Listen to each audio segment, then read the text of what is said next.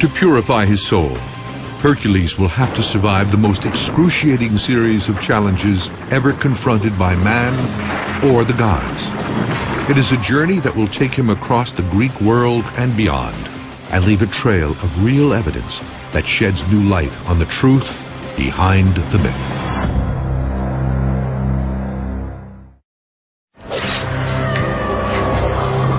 Mythology superhero Hercules has just butchered his wife and children under a spell cast by his stepmother, Hera.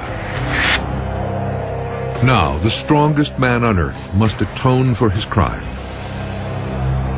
But he is lost, disoriented. For guidance, he seeks out ancient Greece's greatest prophetess. Hercules' crime is so great that only one, the most powerful religious authority of his time, could help him solve it, and that's the Oracle of Delphi. Delphi, its sacred temple, plays a key part in many Greek myths. But it's not just a mythical place. Ruins of the Oracle Temple can still be found in the mountains of central Greece. 2,500 years ago, a priestess stood here in a trance-like state as mysterious vapors rose up around her. She spoke in riddles and supposedly channeled the word of the gods. It was a direct phone line up to heaven to ask the answer to anything you wanted. A new discovery may reveal where the oracle's powers originated. A recent geological survey has shown that the Delphi Temple sits precisely on the intersection of two fault lines.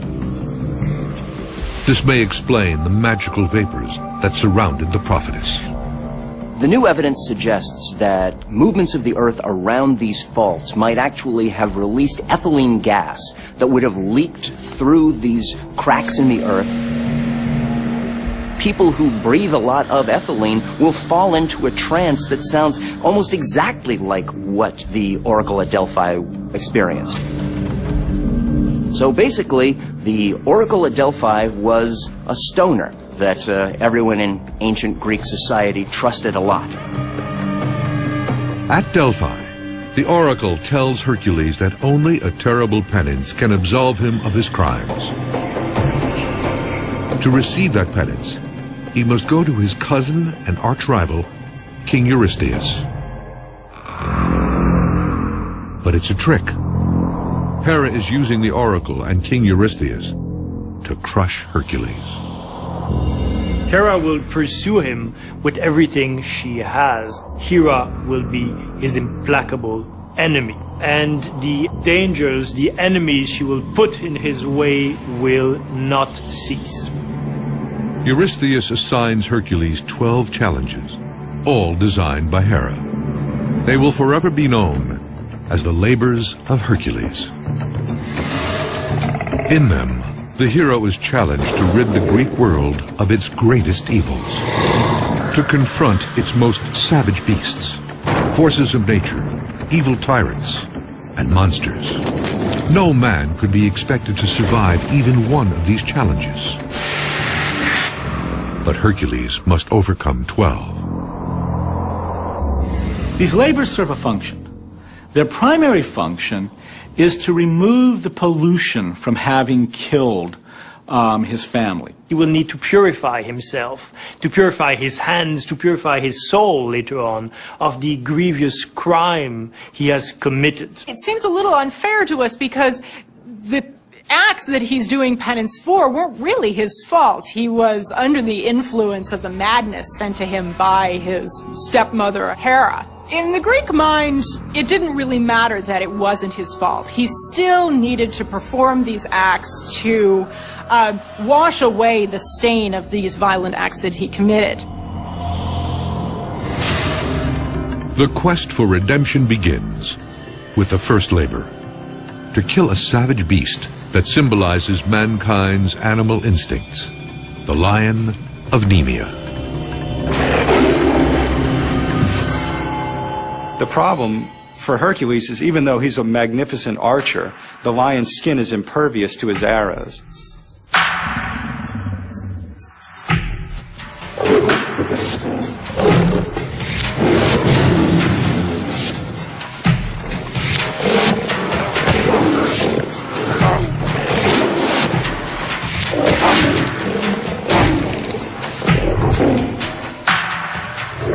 So it's only through brute strength that he manages to overcome the lion.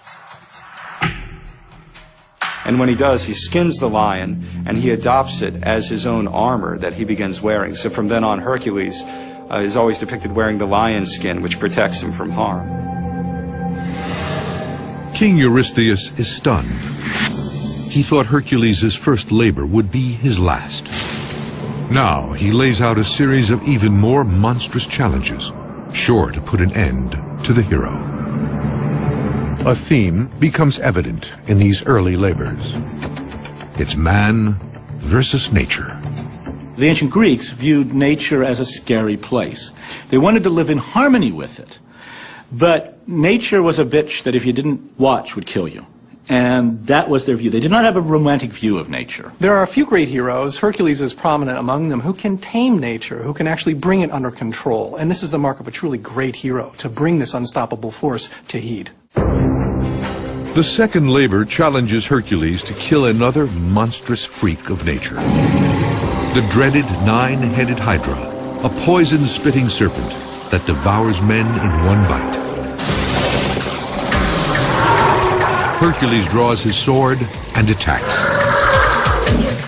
He slices through one of the Hydra's necks. Then another, decapitating the monster one head at a time. But as soon as each head is cut off, two more grow in its place. This represents the human lust for pleasure, which the Greeks believed to be unkillable. The more you attack it, the more you cut its heads off, the more heads you have to deal with. Hercules needs a new strategy. Against this enemy, his success hinges on more than muscle. Hercules grabs a torch and scorches the skin of the beast. He comes up with the idea of burning off the stumps to cauterize the neck so that a head can't grow back in there. With a final thrust, Hercules severs the last head from the body. It is a stunning triumph of man over monster. So after he's slain the Hydra, Hercules dips his arrows into the blood of the Hydra, and from then on he has poison arrows. Our word toxic, meaning poisonous, comes from the Greek word toxon, which is a bow that you fire arrows with. And so toxikos in Greek simply means relating to the bow. So it's a strange word in English because it preserves the legend of Hercules inside the word. Two labors conquered. Like a fighter in training, Hercules is honing the skills necessary to survive in a hostile world. Physical strength, mental toughness, and relentless endurance. In these labors, Hercules is overcoming evil, and he comes as an avenger and a bringer of justice. In his next two labors, Hercules conquers another pair of nature's most formidable beasts. The golden stag of Artemis, an animal so fast it could outrun an arrow in flight. And a vicious man-eating boar, a monster Hercules manages to capture alive.